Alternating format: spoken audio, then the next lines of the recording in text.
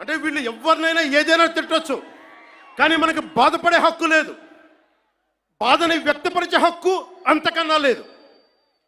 భారతదేశంలో సెక్యులరిజం అంటే హిందూ ధర్మాన్ని దూషించు, అపహాస్యం చేయి, అన్య మతాలను వెనకేసుకొస్తే అది true secularism according to the so called pseudo secularist. So called secularists, what they say, you abuse Sanatana Dharma. Not even a word against Islam, not even a word against Christianity. You won't dare to do it. That's the definition of secularism for you people.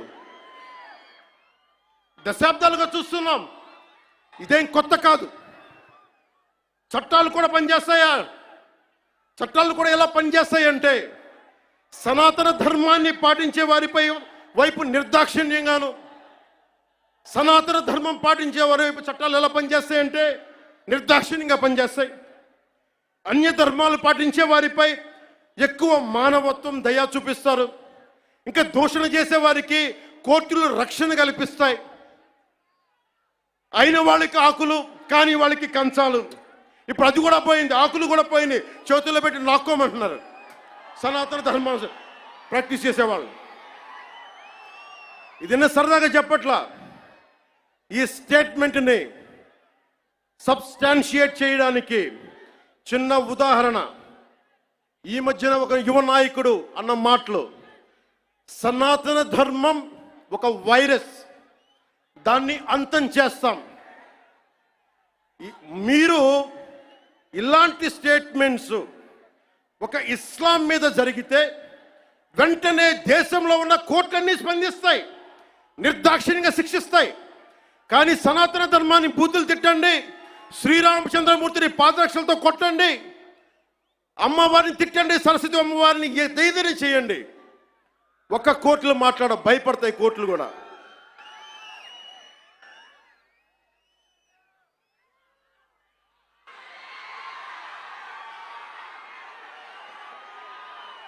This is a classic case of justice. Law applies weakly to the strong and strongly to the weak. This proves majority means not necessarily strength. It could be a weakness also. Because secularism is one way, not two way, according to the so-called pseudo-secularists.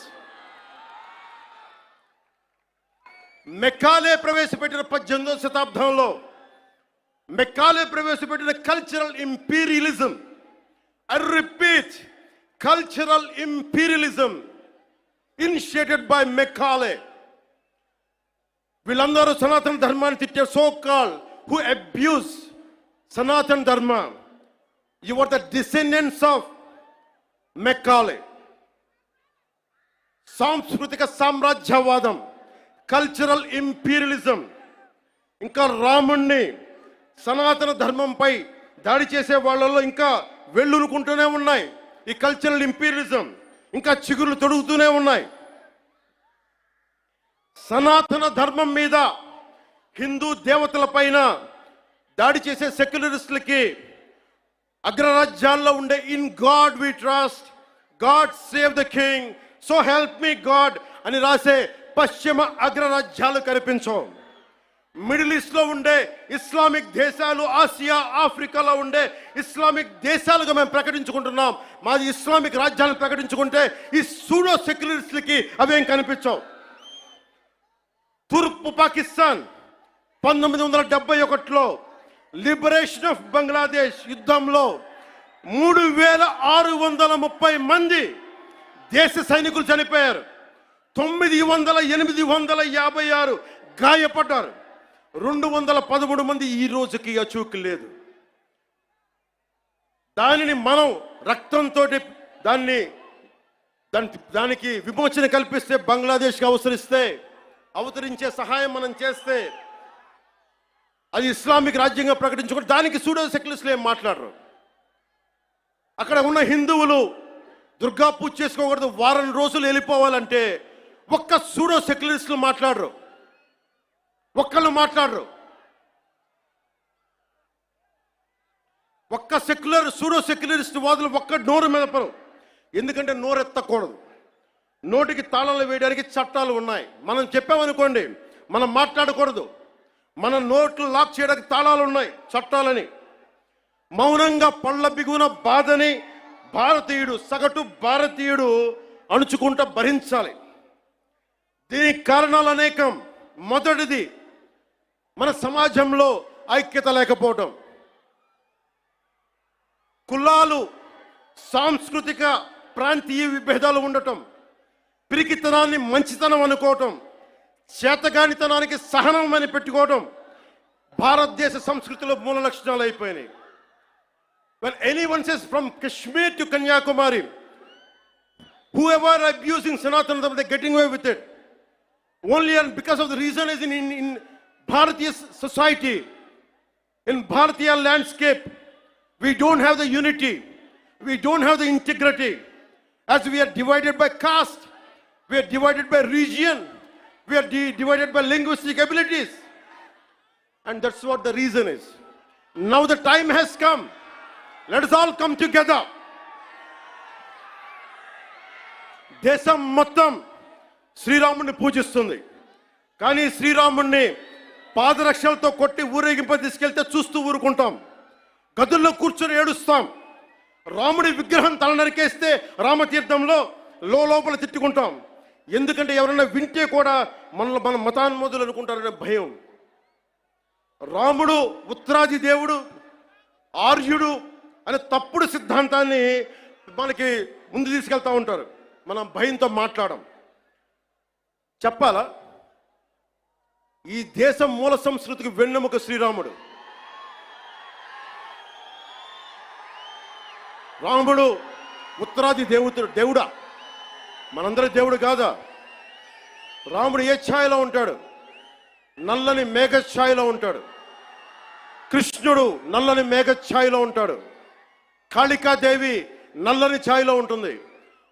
సనాతన ధర్మానికి రంగు వివక్ష లేదు. ఇది కొత్తగా తీసుకొచ్చిన Macaulay రంగులు ఇవన్నీ. మీకు సూడో సెక్యులర్ వాదులకు చెప్తున్నాం, don't rub your ideology on to అస్.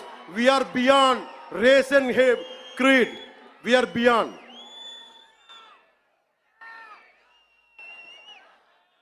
இங்க நிறைய தமிழ் பேர் இருக்காங்களா? தமிழ்ல சொல்றேன். தமிழ்நாடு ஒரு நாயக்கர் சொல்றாங்க, சனாதன தர்மம் கம்ப்ளீட்டா ஒரு வைரஸ் மாதிரி, அதை எங்க நாசம் பண்ணணும் சொல்றாங்க. இது ஞாபகம் வச்சுக்கோங்க. Whoever said this, let me tell you, sir, you cannot wipe out Sanatana Dharma. I will tell you why. By the end of my speech, I'll tell you why you cannot wipe out Sanatana Dharma. If anyone tries to wipe out Sanatana Dharma, let me tell you, from the feet of Lord Balaji, you will be wiped out.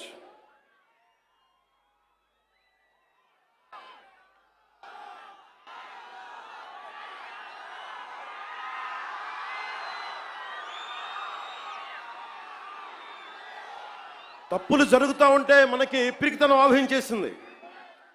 నేను ఎప్పుడు అభివృద్ధి, యువతకు ఉద్యోగాలు కావాలి, అభివృద్ధి జరగాలి. నేను ఇన్నిసార్లు చూశాను. ఇన్ని దశాబ్దంలో నేను అందరినీ కౌలు రైతులకు సహాయం చేశాను. మతం చూడలా. ఎంతమంది ముస్లిం రైతులకు నేను సహాయం చేశాను.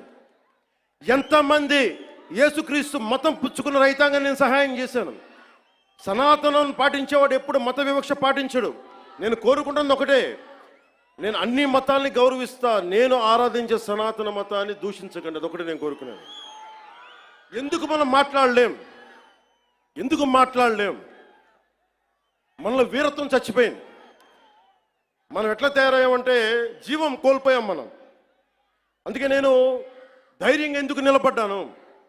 151 ఎమ్మెల్యేలుండి 23 మంది ఎంపీలుంటే అంతమంది కలిసి నన్ను ఒక్కడినే తెలంగాణ బార్డర్లో ఆపేస్తే ఎందుకు వచ్చాం బయటికి? ధైర్యం, వీరత్వం. తప్పు జరుగుతున్నప్పుడు ఎప్పుడు ఎలుగెత్తి చెప్పాలి. మీకు అన్యాయం జరుగుద్ది, అందుకనే వచ్చాము ఈ రోజున. మీరు నిలబడ్డారు. ధైర్యం లేని చోట, వీరత్వం లేని చోట మొత్తం పోద్ది. ధైర్యే సాహస లక్ష్మి అంట. ధైర్యం ఉన్న చోట ఐశ్వర్యం ఉంటుంది, ధైర్యం లేని చోట అన్నీ పోతాయి. అందుకే నాకు ఇష్టమైన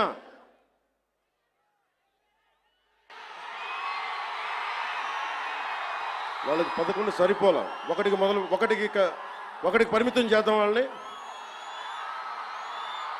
ఈసారి ఎన్నికలు పెట్టమని చెప్పండి, ఒకటికి పరిమితం చేద్దాం.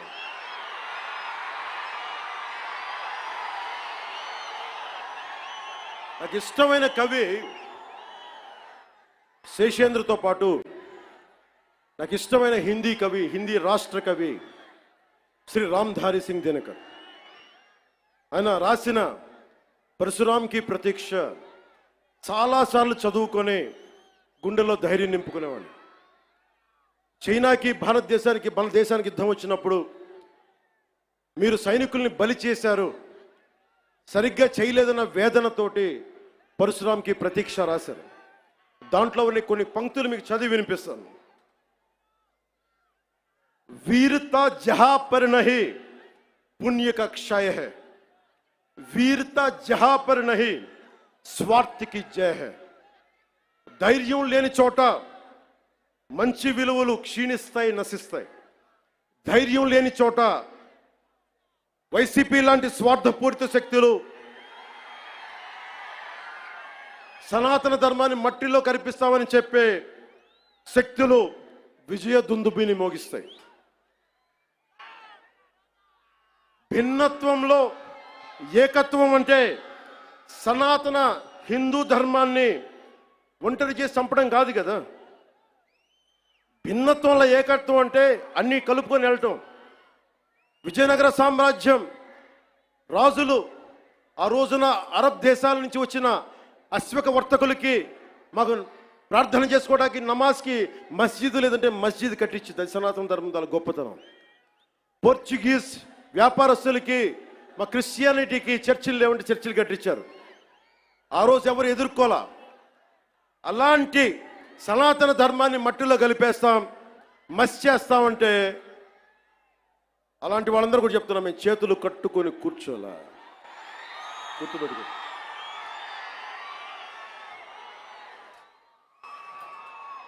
సనాతన ధర్మాన్ని ఎలా చంపేశారంటే, మనకి పిరికితనం ఎలా ఆవహించిందంటే, రాజ్యాంగం తొలి ప్రచురణలో అంబేద్కర్ గారు రథసారథిగా ఉండి నడిపించారు దాన్ని.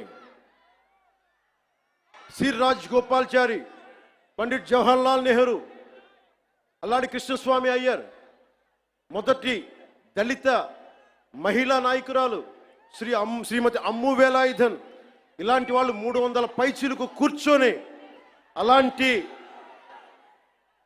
రాజ్యాంగం తొలి ప్రచురణలో అందులో చిత్రపటాలు ఉంటాయి.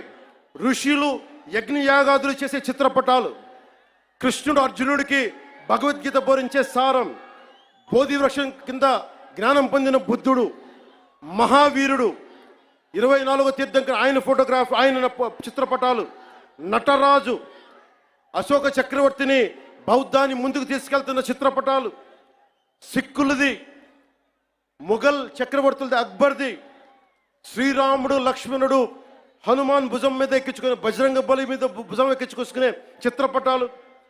ఇదంతా భిన్నత్వంలో ఏకత్వం చూపించడానికి చేసిన ప్రయత్నం. ఇప్పుడది లేదు. మొన్న మధ్యన తిరిగి గౌరవ ప్రధానమంత్రి శ్రీ నరేంద్ర మోదీ గారు తిరిగి దాన్ని బయటికి తీసుకొచ్చారు. ఆ రోజు నుంచి, దేశ విభజన దగ్గర నుంచి ఆ రోజు నుంచి ఈ రోజు దాకా తప్పుల మీద తప్పులు చేసుకుంటూ వెళ్తూ ఉంటే అందరం భారతదేశం సమాజంలో ఉన్న సగటు వ్యక్తి మౌనాన్ని ఆశ్రయించారు. వాళ్ళు రాజకీయ నాయకులు కావచ్చు, ఉన్నత స్థానాల్లో ఉన్నవారు కావచ్చు, పెద్ద పెద్ద ప్రసార మాధ్యమాల్లో ఉన్నవారు కావచ్చు, ఎవరైనా కావచ్చు. కానీ అందరికీ డబ్బున్న వాళ్ళు కావచ్చు, పేరున్న వాళ్ళు కావచ్చు, పేరు ప్రఖ్యాతులు ఉన్న వాళ్ళు కావచ్చు, అందరూ తప్పులు జరుగుతుంటే మాట్లాడరు. మిగతా మతాల మీద దాడి జరిగితే అందరూ మాట్లాడతారు. నటులు మాట్లాడతారు, చిత్ర పరిశ్రమ మాట్లాడుతుంది, వ్యాపారస్తులు అందరూ మాట్లాడతారు. ఇది తప్పండి, ఇలా జరగకూడదని. అదే సనాతన ధర్మం మీద జరిగితే ఒక్కళ్ళ నోరు మెదపరు.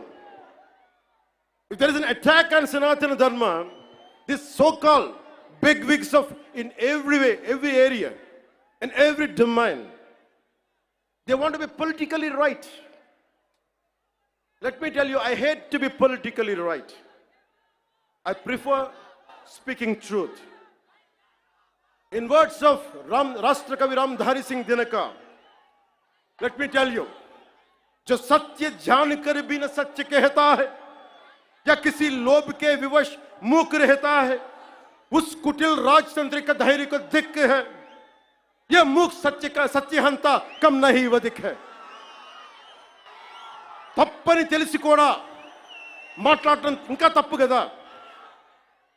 The hottest places in the hell are reserved for those who in times of great moral crisis maintain their neutrality. This is from Inferno written by Dante Alighieri. అంటే తప్పని తెలుసు మీకు, హిందూ సనాతన ధర్మం మీద దాడి జరగడం తప్పని తెలుసు, మీరు కూడా హిందువులే కానీ మాట్లాడరు, భయం మీకు. నాకు అలాంటి భయాలు లేవు.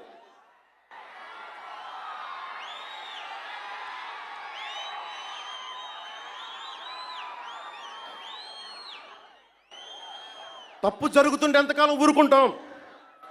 దాడులు జరుగుతాయి, నిత్యకృత్యం అయిపోతే నోరు మెదపకూడదా? శాంతి వచనాలు పలకండి అంటారు. ఎలా శాంతి వచనాలు పలుకుతాం?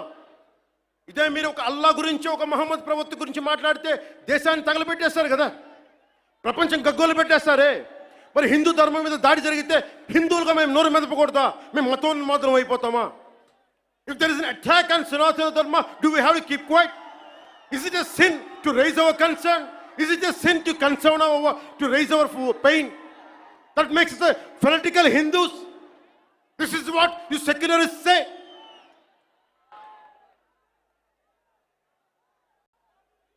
మీలాంటి వాళ్ళ కోసమే రామ్ధారి సింగ్ దినకర్ చెప్పింది, నేతా నిమగ్న दिन रात शांति चिंतन में, कवि कलाकार ऊपर उड़ रहे हैं गगन में. एक नागरी हिंद में समझ नहीं पाती है, पौरुष की ज्वाला रोज बुझ जाती है.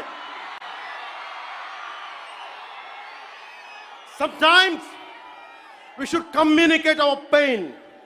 We should tell the group of pseudo-secularists of this nation, no matter which nook and corner you are, let me tell you, I want to communicate my pain to you guys.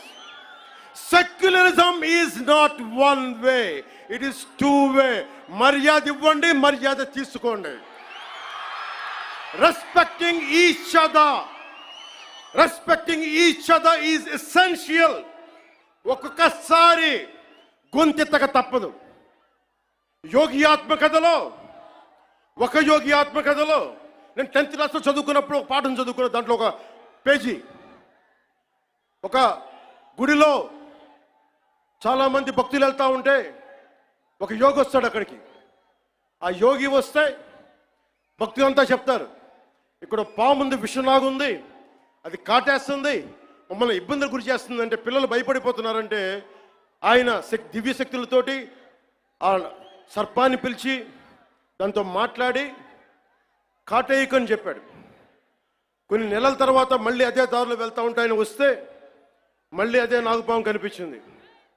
ఈసారి బాధపడింది.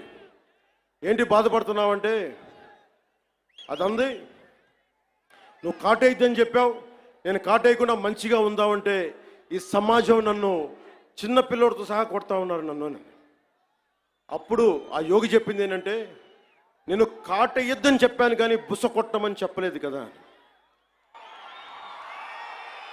నేను దాడి చేయట్లా, మా ఆవేదనను వెళ్ళగక్కుతున్నాం, మా బాధని, మా ఇబ్బందిని చెప్తున్నాం. That's why I'm telling you, secularism to the highest, whoever is listening to it, let me tell you, secularism can never be one way. It has to be two way. Respect, take respect, give respect.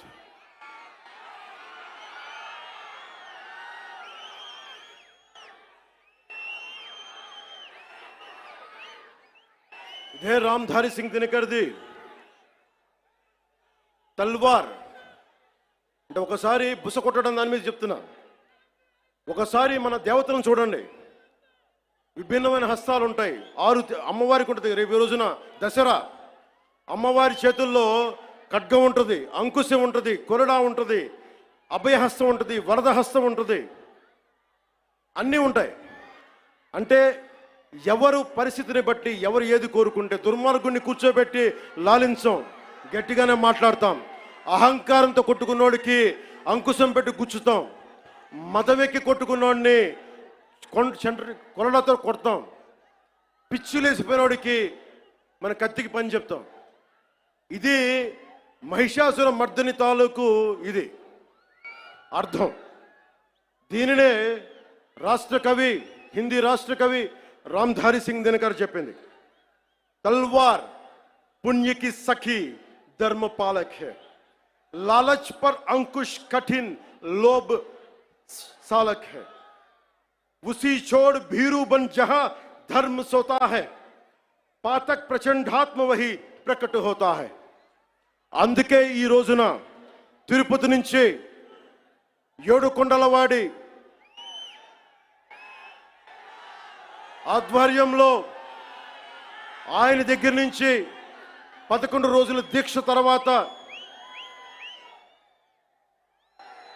మెట్లపై నడిచి స్వామివారి ఆశీర్వచనాలు తీసుకొని ఈ రోజున ఒక పిలిపిస్తున్నాను. భారతదేశ సమాజం కశ్మీర్ నుంచి కన్యాకుమారి దాకా పార్టీలకు అతీతంగా, ప్రాంతాలకు అతీతంగా ఒకే గొంతై, ఒకే గళమై వినిపించాలి. Today I'm going to give a Varahi declaration. I'm giving a call to the nation. Whoever attacks Sanatana Dharma from Kashmir to Kanyakumari, let us all raise our voice in unison, irrespective of parties, irrespective of linguistic differences, irrespective of regional, sub-regional differences. Let us all raise our concern. Let us all raise our voice as one Sanatani. అందుకే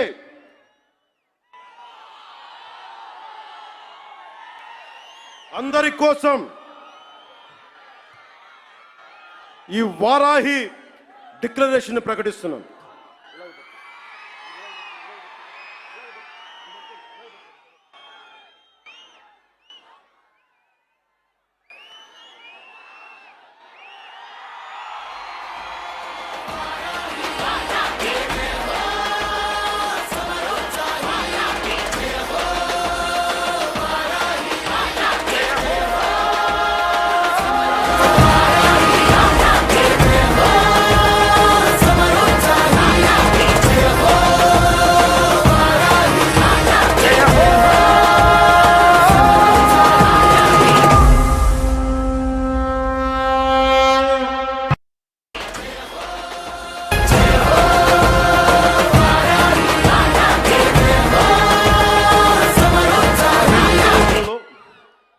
కీలకమైన అంశాలు చెప్పి తర్వాత తెలుగులో చెప్తాను. ముందు ఇంగ్లీష్లో చెప్పి నేషనల్ మీడియాకి చెప్పి. Secularism must be upheld in a manner that ensures uniform response to any threat or harm caused to any religion or faith. The second point, a strong national act. I reiterate, a strong national act is required to protect Sanatana Dharma and prevent actions that harm its beliefs. This act should be enacted immediately and uniformly enforced across the Bharat. A Sanatana Dharma Protection Board should be established at both the national and state level to oversee the implementation of this act.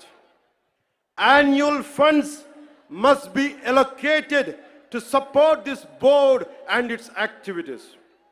There should be There should be non-cooperation to individuals or organizations. Let me tell you again, there should be non-cooperation to individuals or organizations that defame or spread hatred against Sanatana Dharma. Sanatana Dharma certification must be implemented to ensure the purity of materials used in offerings and prasadams at all the Bharat temples. Temples should evolve not only as spiritual centers, not just as Adhyatmika Kendras, but also as centers for promoting art and culture, education, economy, environmental conservation, and welfare with a comprehensive planning. ఇప్పుడు మన మాతృభాష తెలుగులో మాట్లాడదాం.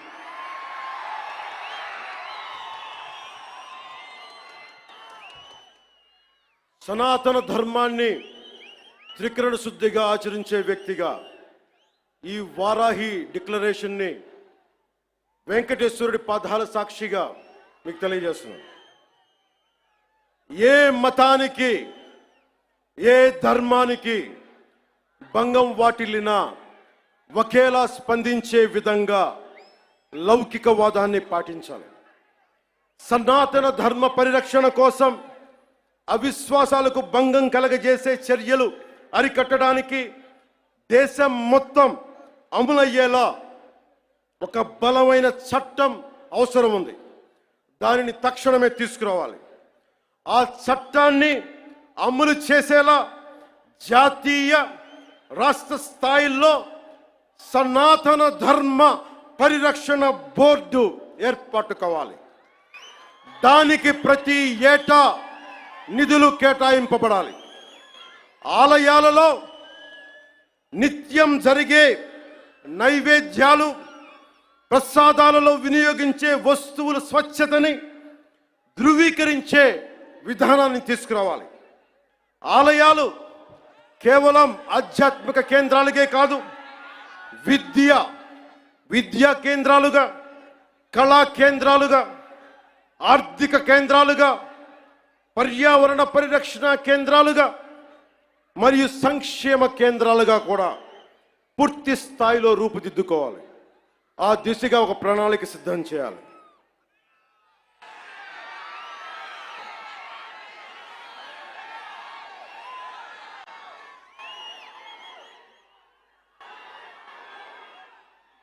ముగించబోయే ముందు ఇదొకటి చెప్పెళ్తా. This is to the national media, to the entire nation. Om Namo Narayana. Om Namo Narayana. Pawan Kalyan ఉన్నాడు అంటే ఆ స్వామివారి దయ. యోగ నరసింహస్వామి ఆలయంలో నామకరణం, అన్నప్రాసన చేసింది మా తల్లి. ఆయన పాదాల చెంత ఉండేవాడిని. ఇక్కడే ఇదే తిరుపతిలో బాలాజీ నగర్లో నేను యోగాభ్యాసం చేశాను. యోగిని రాజేశ్వరి గారి దేవి దగ్గర ఆవిడ మహాసమాధి అయ్యారు. ఎప్పుడు కూడా దైవానికి మించి ఎవరు లేము. నాకు మీరంటే ఇష్టం, అలాగే మీకు కూడా నేనంటే ఇష్టం. అది ఇంకో సందర్భంలో మాట్లాడుకున్నాం. మన సుప్రీంకోర్టు జడ్జిమెంట్ కొన్ని కామెంట్స్ చేశారు. I have extreme respect towards supreme court. I have respect of highest kind to our judiciary, and I would like to bring it to the entire nation. There are two statements, one sloka of Sanatana Dharma. And there is one statement, as I said earlier, the eminent jurist and the legal luminary, Nani Bhai Palkiwala, he inspired me to work for the nation. One is Sanatana Dharma, the other is to uphold the constitution values. And I know my limits. But if something is not right, I want to bring it to your notice. Tirupati Prasadam adulteration issue, I don't want the entire nation to see it as a simple issue. You have to understand what exactly happened in the last decade in the state of Andhra Pradesh. Don't just think it is about Prasad issue. How the sanctity has been violated repeatedly. One should know.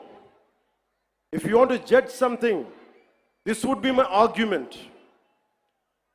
It is not just about Sri Honorable ex-CM of this state. Never till to date, I never pointed. He is the one, he is the perpetrator. I never said this. This is, I am on record. Even right now, I'm saying, I'm not blaming him. But I am blaming the board, which was constituted under his leadership. They had done some blatant mistakes. And I was blaming the board. In one of the recent interviews, also have said, I was blaming the board. And that too, Honorable Chief Minister of Andhra Pradesh, Sri Nara Chandrababu Naidu garu, never spoke to press. It was in an NDA meeting with all the 164 MLAs, 21 MPs. He was sharing what exactly happened. But he didn't blame. He was quoting a fact. He was quoting a fact. So before giving a clean sheet to the so-called TTD board chairman, Sri Y.V. Subbareddy, I would like to bring it to the entire nation what he had done in his tenure.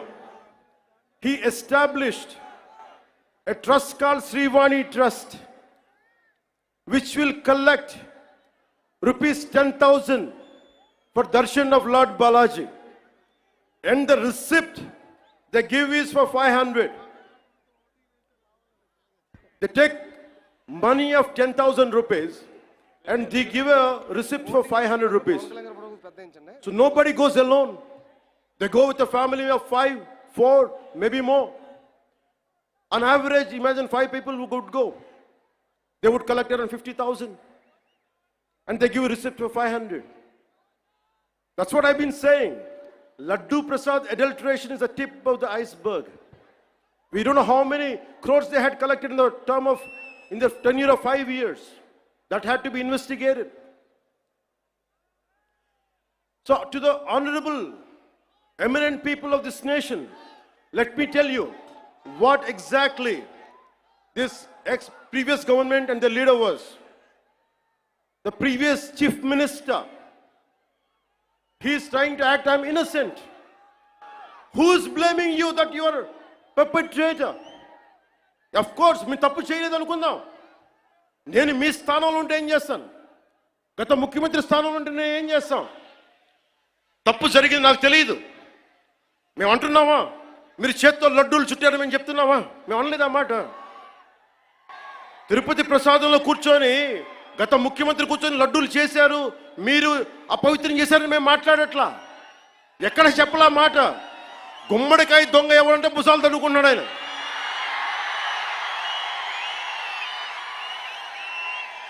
YCP మీరు కూడా ఉన్నారు కదా. నేను ఎక్కడన్నా నా మాట. తప్పు జరిగింది, దీనిని మనకి ప్రాసిక్యూట్ చేయండి, దీని మీద ఇన్వెస్టిగేషన్ చేయండి అంటే రాజకీయం చేస్తున్నాం అంటారు. రాజకీయం ఎక్కడ చేస్తున్నాం? మాకు అవసరం ఏముంది? మీరు ఆలోచించండి. ఇంకా మమ్మల్ని తిట్టడానికి కూడా ఇంకా 3-4 సంవత్సరాల టైం ఉంది. 3 నెలలు అయింది వచ్చి. దేన్ని డైవర్ట్ చేస్తాం ఇప్పుడు?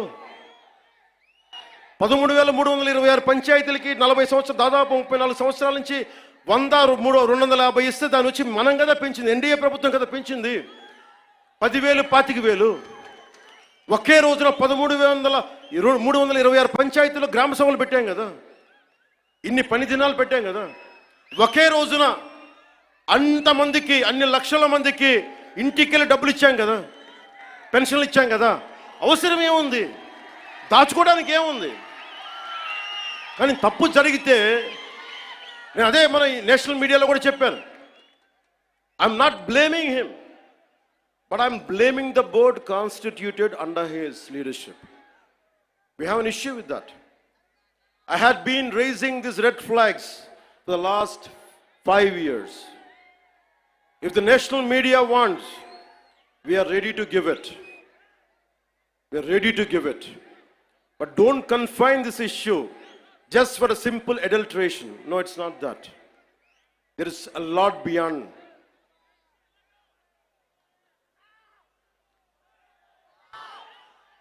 I want to bring it to the nation. He is acting innocent. He goes to Supreme Court. Supreme Court కి వెళ్ళాడు పెద్ద మనిషి. ఎన్ని కేసులు ఉన్నాయో మీకు తెలుసు. ఎన్ని వేల కోట్లు దోచేశారో తెలుసు మీకు. ఎంతమంది జడ్జెస్ని తిట్టారో మీకు తెలుసు. సాక్షాత్తు సుప్రీంకోర్టు జడ్జెస్ని కూడా తిట్టేంత ధైర్యం ఉన్న వ్యక్తి. ఈ రోజున చాలా అమాయకంగా వైవి సుబ్బారెడ్డి గారు, కరుణాకర్ రెడ్డి గారు వీళ్ళెవరు మాట్లాడలా. మేము చచ్చిపోతాం, అరచేతిలో మేము హారు వెలిగించుకుంటామంటే, నువ్వు హారు వెలిగించుకుంటే అంట, వెలిగించుకోపోతే అంట. ఈ డ్రామాలు చేయకండమ్మా ప్లీజ్. ఒకటే ఒక పనిష్మెంట్ ఉండదు మీకు భవిష్యత్తులో. ఆయన చెప్తాడు, నిజరూప దర్శనం జరిగినప్పుడు అప్పుడు తెలుస్తుంది. ఇప్పుడు వైవి సుబ్బారెడ్డి గారు ఉన్నారు. ఇప్పుడు టీటీడీ ఈవో, ఈ మధ్యన కొత్తగా వచ్చిన ఈవో గారిని శ్యామలరావు గారు ఇవి చేశారు అవి చేశారంటున్నారు. ఆయన తప్పు చెప్పారు, కరెక్టే, అలాగే అనుకుందాం పోనీ. ఆయన మొన్న ఏం చెప్పాను, ఆయన చెప్పింది నేను ఈవోగా, the moment I have taken charge as EO, there is no adulteration, that's what he meant. కానీ పాత ఈవో ధర్మారెడ్డి గారు ఏమైపోయారు, ఎక్కడ మాయమైపోయారు, ఎక్కడ గాయపోయారు? The man missing in action. I want to bring it to the nation. You have to talk about former EVO, Executive Officer of TTD, Sri Dharma Reddy garu. Ask him, where is he? Where is he? He's missing in action.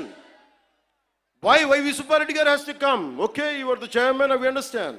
Okay, Karuna Reddy garu wants to say, okay, I'm going to die. I don't know what exactly happens to, I don't want to comment about it. But what about the EVO? Dharmareddy గారు మీరు ఎక్కడికి వెళ్ళిపోయారు, ఎక్కడ మాయమైపోయారు? You know how many violations, how much of sanctity you have violated? We all know that. మీరు ఎన్ని బిడ్డ చనిపోతే గర్భాలయంలోకి రాకూడదు, దేవుడి ప్రాంగణాలకు అడుగు పెట్టకూడదు. మీరు వచ్చారు, మీ బిడ్డ చనిపోతే బాధపడ్డాను నేనే, అయ్యో అనుకున్నాం. కానీ మీరు వచ్చి సాయిబాబా గుడి దగ్గర కనిపిస్తారు, వెంకటేశ్వర దగ్గర గుడి కనిపిస్తారు. ఆ మాత్రం ఆచారాలు పాటించలేని వ్యక్తి అసలు మీరు టీటీడీ ఈవోగా ఎలా ఉన్నారు? 2005లో మీ మీద చాలా ఆరోపణలు ఉన్నాయి, అవి కూడా బయటికి తీసుకొస్తాం.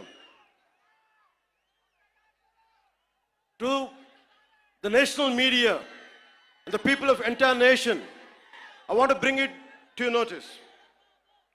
Mr. Jagan Reddy, he has, the former chief minister, has 29 pending cases, 11 charges related to cheating and dishonestly in using delivery of property under IPC section 420. 2 charges related to punishment for criminal intimidation, IPC section 506. 2 charges related to criminal breach of trust by public servant or by banker, merchant or agent, that comes under IPC section 409. 2 charges related to promoting enmity between different groups on grounds of religion, race, place of birth, residence, language, etc., and doing acts prejudicial to maintenance of harmony, which attracts IPC section 153A. 1 charge related to section 505, subclass 2, IPC section 505, subclass 2. 1 charge related to forgery for purpose of cheating, IPC section 468. I would like to appeal to the Honorable Judiciary. Please, I kindly appeal to you to take all this into cognizance. Then annitni you have to consider before forming a complete judgment. In all these 5 years, when 30,000, 31,000 above girls were missing, not even one single statement from the former chief minister. When 219 temples were desecrated and Bhagavan Sri Ramji's head was chopped off and Antarvedi Rath was set ablaze, not a single person was arrested or action taken. When 1,600 farmers committed suicide, not even a single action taken. When 35 lakh construction workers' livelihood was destroyed with its inconsistent sand policy, not a single press meet, not a single apology. When industries such as Hyundai, Ancillaries, Amar Raja, Lulu Group, and many more industries went out of AP because of his policy terrorism. When 18 people died consuming spurious liquor in Jangareddy Gudem, not even a sorry, not even a simple sorry. When YCP government has diverted 450 crores from the Andhra Pradesh Construction Workers Welfare Fund, they didn't even feel sorry about it.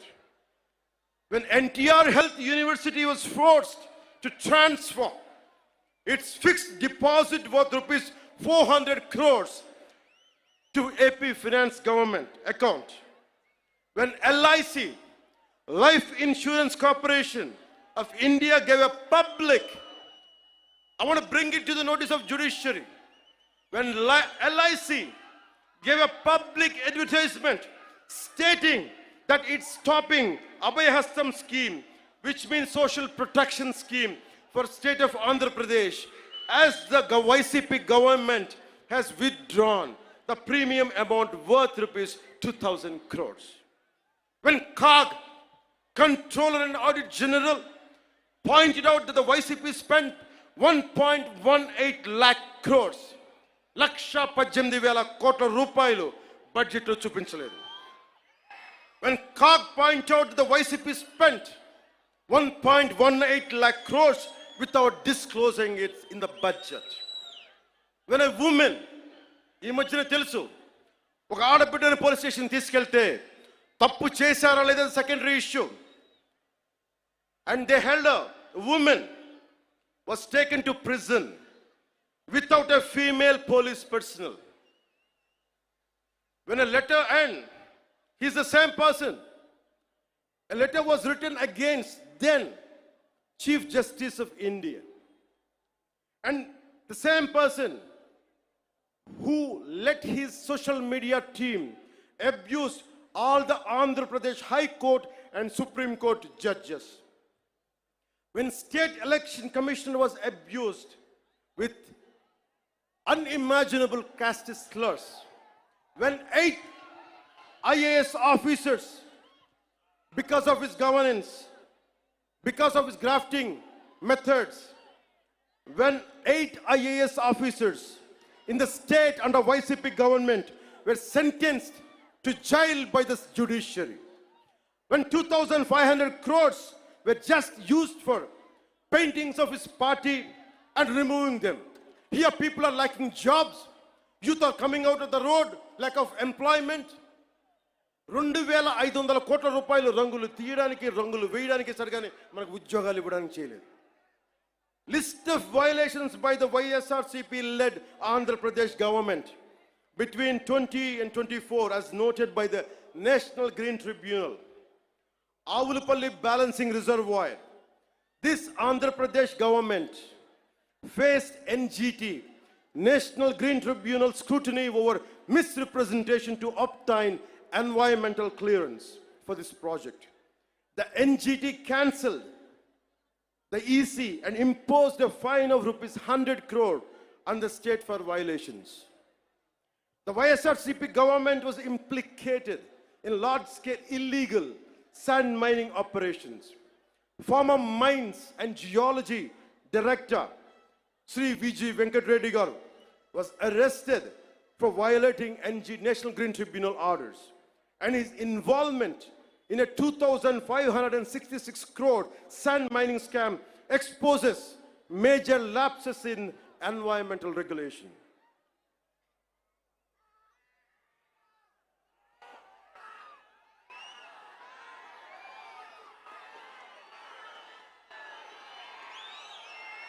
The reason I want to bring it to the national media, the highest courts of our nation. I want you to know who is pleading for innocence. I want to communicate to the highest judiciary from this Varahi Sabha. He is not innocent, sir. He is not innocent.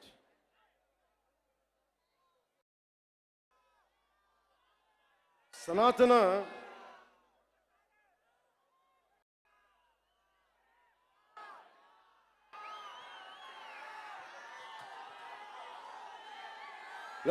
మీకు తెలుసో తెలీదో, సనాతన ధర్మాన్ని ముట్టుకున్న వాళ్ళు ఎవరైనా మాడి మస్ అయిపోతారు. ఎందుకు జరిగింది అంటే ఇది ఓం నమో నారాయణ, ఓం నమో నారాయణ, ఓం నమో నారాయణ. నాకు ఇష్టమైన నా రోల్ మోడల్, నా Idol, my mentor, whom I had never met, Sri Nani Bhai Palkiwala. ఆయన స్ఫూర్తి నాకు దేశం కోసం పనిచేయడం కోసం. అలాంటి వ్యక్తి entire nation has to understand Kesavananda Bharati case. It was the highest bench of Supreme Court which stood by Kesavananda Bharati. ప్రాథమిక హక్కుల ఉల్లంఘన కింద, ఫండమెంటల్ రైట్స్ కింద దేశాన్నే కుదిపేసిన case. One has to understand Kesavananda Bharati, a mutt head from Kasaragod Jilla, Kerala. And when his right to property has been taken away, that has become a fundamental right issue. So Tirumala Prasad, I want all the eminent people of this nation to understand, don't think it is simple food adulteration. We are not looking at that. Today's simple adulteration case would have been put, they'll be charged, but that is not the thing. It's much beyond. It's an attack on Sanatan Dharma for the last half a decade. That's the crux of it. అలాగే చాలామంది మనకి ఈ మాట అంటూ ఉంటారు, సనాతన ధర్మం வந்து வைரஸ். தமிழில் சொல்லுவாங்க, தமிழில் சொல்லிட்டாங்க, சனாதன தர்மம் வந்து ஒரு வைரஸ், அது நாசம் பண்ணணும்னு சொல்றாங்க. இந்த மாதிரி நிறைய பேர் சொல்லிருக்காங்க சார், நிறைய பேர் சொல்லிருக்காங்க. நீங்க முதல்வன் இல்ல, you're not the first one, you're not the last one. There are many more going to come.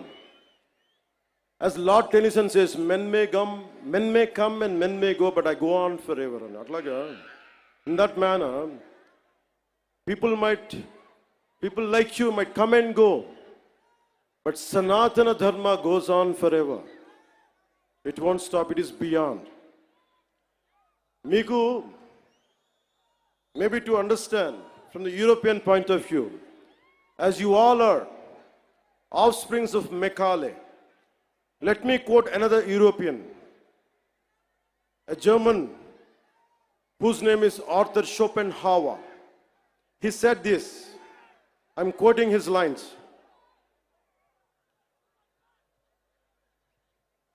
Anyone, Arthur Schopenhauer అనే ఒక జర్మన్ తత్వవేత్త మన సనాతన ధర్మం గురించి మాట్లాడింది.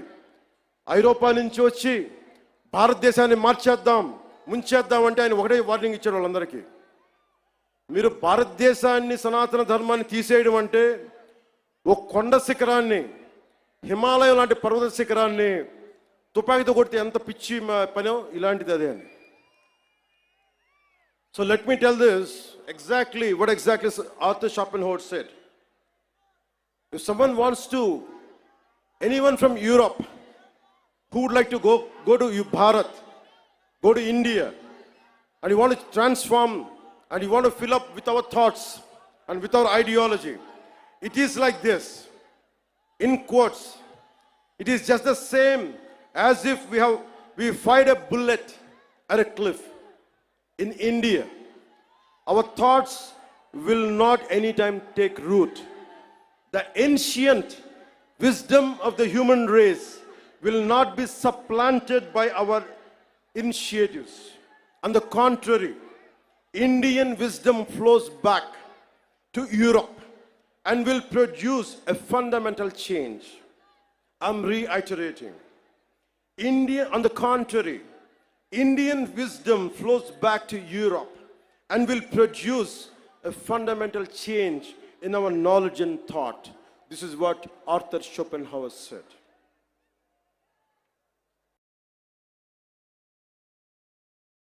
అందుకనే సనాతన ధర్మం ఉంది వైరస్, அது நான் நாச பண்ண போறேன், இதெல்லாம் சொல்லாதீங்க. உங்க மாதிரி ஆளு வந்திருக்காங்க, போயிருக்காங்க. சனாதன தர்மத்துக்கு எதுவுமே ஆகாது. நான் சொல்றேன், கடவுளோட பிளெஸிங் வாங்கிட்டு, பெருமாள் பிளெஸிங் வாங்கிட்டு நான் சொல்றேன், உங்களால எதுவுமே பண்ண முடியாது. எதுவுமே.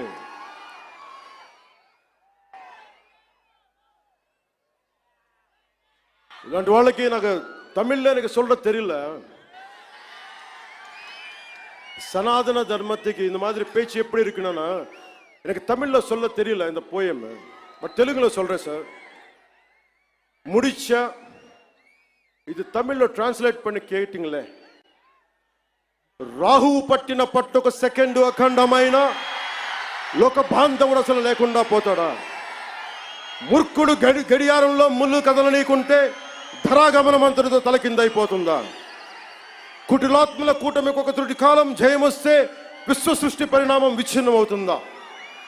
తనుచు లోకమేకంగా దారి కడ్డంగా నిల్చుంటే నా జాతి ప్రస్థానం పరిసమాప్తమవుతుందా? புரிஞ்ச சனாதன தர்மத்துக்கு நிக்க போறாங்களா? நிக்க போறது ஆளுங்க எல்லாம் தமிழ்நாடுல, நம்ம தமிழ்நாடுல. இதை டிரான்ஸ்லேட் பண்ணி யாரு சொன்னாங்களோ சனாதன தர்மம் நாசம் பண்ணணும்னு வைரஸ் சொல்லி, அவருக்கு இது டிரான்ஸ்லேட் பண்ணி சொல்லுங்க.